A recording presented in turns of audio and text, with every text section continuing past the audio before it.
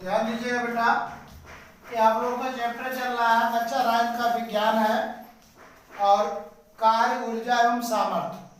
कार्य ऊर्जा सामर्थ्य में आपका टॉपिक चल रहा है बेटा आंतरिक ऊर्जा का संरक्षण। आंतरिक ऊर्जा क्या होता है?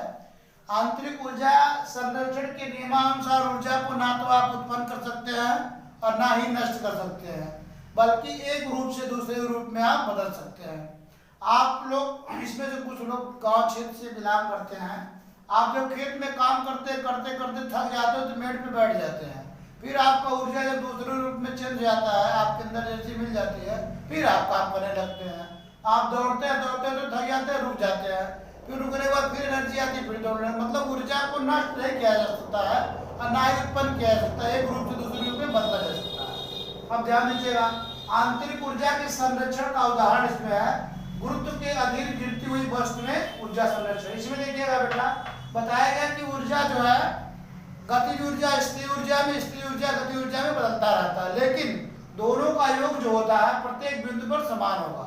अब इसमें देखेंगे कैसे लिखा गया एग्जाम्पल 1 में कि गुरुत्व के अधीन गिरती हुई वस्तु में ऊर्जा संरक्षण। ये एक वस्तु है जिसका द्रव्यमान m किलोग्राम है और ये जो जमीन पर मतलब गिर रहा है, इसकी ऊंचाई जमीन से बेटा x मीटर है और ये जमीन पे गिर रहा है। पहले गिर करके B बिंदु पर आया तो x मीटर गिर गया, x मीटर। तो x मीटर गिर जाएगा, पूरा x मीटर था, तो ये जो आएगा x माइनस हो जाएगा, क्यों ना बढ़ जाएगा इसमें से।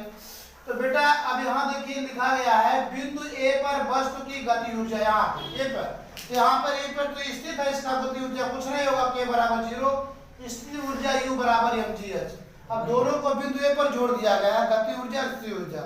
जब दोनों को जोड़ देंगे तो k प्लस u, k का मान 0 और u का मान mgh, mgh हो जाएगा, क्योंकि यहाँ तो गति कर नहीं रहा है, गति ऊर्जा 0 हो जाएगा। चलिए अब देखिए, जब बिंदु A से बिंदु B तक आती है, A से B तक आती है, तब वस्तु द्वारा तय की गई दूरी x, मतलब एक दूरी गिर जा रही है।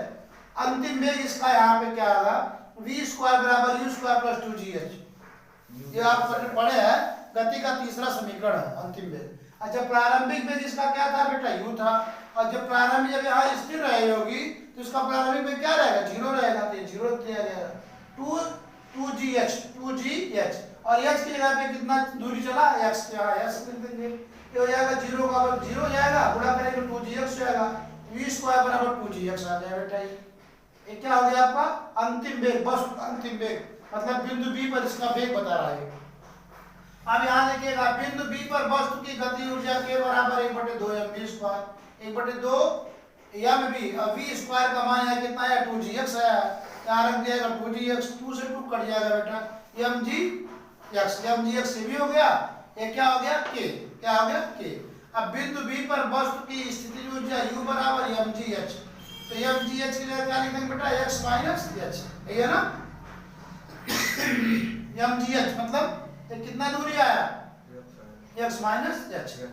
अच्छा अब देखिए बिंदु B पर वस्तु की गति ऊर्जा बराबर, बिंदु B पर वस्तु की कुल ऊर्जा, गति ऊर्जा प्लस स्थिर ऊर्जा, गति ऊर्जा mgh है और स्थिर ऊर्जा है mg गुणे h माइनस x। गुणा कर देंगे बेटा इसमें, एक बार mgh आएगा, एक बार mgx आएगा, माइनस mgx और प्लस mgx कट जाएगा, बच जाएगा mgh यहाँ भी आ गया और mgh यहाँ भी आ गया।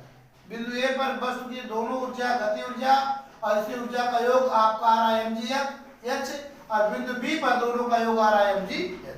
क्लियर? अब देखिए जब वस्तु गिर के बिंदु C पर पहुंच जाती है, यहाँ आ जाती है, यहाँ जमीन पर, तब इसका वेग क्या आएगा, v स्क्वायर बराबर v स्क्वायर प्लस 2gh। जब यहाँ से चलेगी प्रारंभिक वेग यहाँ 0 माना जाएगा, तो 0 हो गया बेटा, ये आपका हो जाएगा अंतिम वेग 2gh। अच्छा, बिंदु C पर गतिज ऊर्जा k बराबर 1/2 mv स्क्वायर, तो v स्क्वायर में क्या लिख देंगे, 2gh, 2 से 2 कट जाएगा, mgh आ गया बेटा। अब स्थिति ऊर्जा u बराबर है, तो जब यहाँ गति कर रहा है तो स्थिति ऊर्जा से क्या हो जाएगा, 0 हो जाएगा, क्या हो जाएगा 0, तो 0 हो गया। कुल ऊर्जा बराबर गति ऊर्जा प्लस स्थिति ऊर्जा, तो गति ऊर्जा mgh है और स्थिति ऊर्जा 0 है। तो आपने क्या देखा कि तीनों बिंदुओं पर a b c पर गति ऊर्जा और स्थिति ऊर्जा का योग क्या आ रहा है, mgh मतलब सेम आ रहा है, क्या आ रहा है, सेम आ रहा है। कहने मतलब है बेटा कि प्रत्येक वस्तु गतिज ऊर्जा से स्थिर ऊर्जा में, स्थिर ऊर्जा से गतिज ऊर्जा में बदलती रहती है, ठीक ना। लेकिन जब उसका आप दोनों का योग ज्ञात करेंगे गतिज ऊर्जा स्थिर ऊर्जा का, तो प्रत्येक बिंदु पर प्रत्येक वस्तु का क्या होगा, इक्वल बराबर होगा, ठीक। चलिए